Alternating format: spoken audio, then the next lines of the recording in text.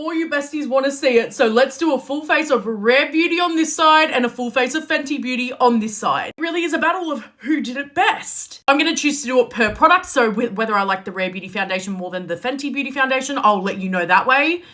Oh, and of course, if you haven't followed my Instagram, it's in my bio waiting for you. Love to have you over there as well. Click the link in my bio to take you straight to my IG. Starting off, we have Rare Beauty's Positive Light Skin Tint. And on this side, we have the Eavesdrop Blurring Skin Tint from Fenty Beauty. I'm going to go ahead and blend out the Rare Beauty side first. I know I love this product. I think it is definitely the best foundation she has come out with. Her original one I wasn't really a fan of. Really evens out the skin tone, gives a beautiful medium coverage. The shade range is great. Now let's take the same brush but a different one and let's blend out the Eavesdrop Skin Tint from Miss Riri. Now, I will say this, Rihanna's is definitely more of that lightweight coverage. Selena's does a lot more cancelling out darkness. Rihanna's is definitely shinier and way more glowy than Selena's. Absolutely stunning, but I'm definitely going to go with Rare Beauty on this one. All right, now time for eye brightness / concealer. This is shade Light Medium under eye brightener from Miss Rare Beauty. I've said it before and I'll say it again. The applicator annoys me a little bit because I do have to keep going in and out to get the coverage that I like. But in terms of like the feeling of the metal, I really like that feeling.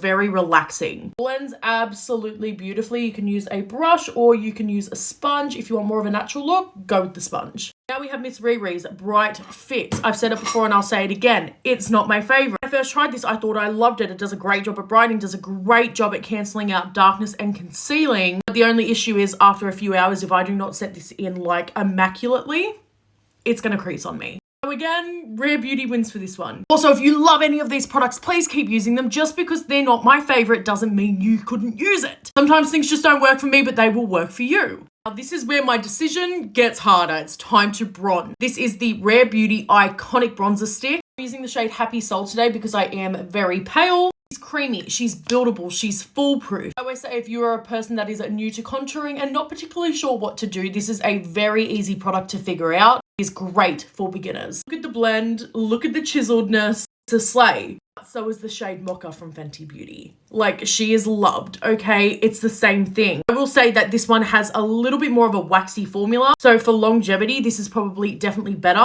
Whereas the Rare Beauty one is very creamy. I do recommend blending this particular product out with a brush, but it's gorgeous. It sits on the skin beautifully. It doesn't irritate any products underneath the skin. Beautiful, stunning, full coverage product. If I'm being honest, I can't choose. These are equally as good for me. Now it's time for blush. We have the Rare Beauty Iconic Blush, the soft pinch blush, and then we have our cream blush from Miss Riri. I'm gonna do one dot of this. One dot is all you need. It blends beautifully, really seamlessly. There are matte formulas, there are dewy formulas. Go to part 2.